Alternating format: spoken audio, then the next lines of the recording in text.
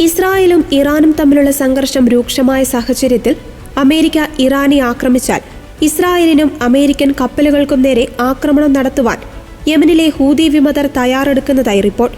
America ഇറാനെതിരെ സൈനിക നീക്കം നടത്തിയാൽ അതിന് തിരിച്ചടിയായി ഇസ്രായേലിനും ചെങ്കടലിലെയും അറേബ്യൻ കടലിലെയും അമേരിക്കൻ കപ്പലുകൾക്ക് നേരെ ശക്തമായ ആക്രമണം അഴിച്ചുവിടാനാണ് ഹൂതികളുടെ നീക്കം.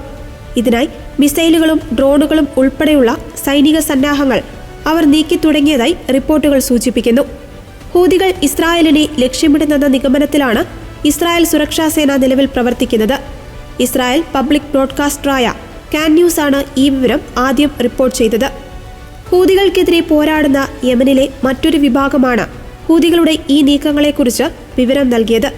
ഇറാനെതിരായ ഏതു നീക്കവും മേഖലയിൽ വലിയ യുദ്ധത്തിന് വഴിതെളിക്കുമെന്ന് ഹൂതികൾ നേരത്തെയും മുന്നറിയിപ്പ് നൽകിയിരുന്നു. നിലവിൽ അവർ തങ്ങളുടെ മിസൈൽ ഡ്രോൺ ശേഖരം ഇതിനായി സജ്ജമാക്കുന്നതായാണ് സൂചന. അമേരിക്കയും ഇറാനും തമ്മിലുള്ള ആണവ ചർച്ചകൾ പുനരാരംഭിക്കുവാൻ ഇരിക്കെയാണ് ഇത്തരമൊരു റിപ്പോർട്ട് പുറത്തു വന്നത് എന്നത് ശ്രദ്ധേയമാണ്. ഇതിനിടെ ചെങ്കടലിൽ അമേരിക്കൻ നാവികസേനയുമായി ചേർന്ന് ഇസ്രായേൽ സംയുക്ത സൈനികാഭ്യാസവും നടത്തിയിരുന്നു.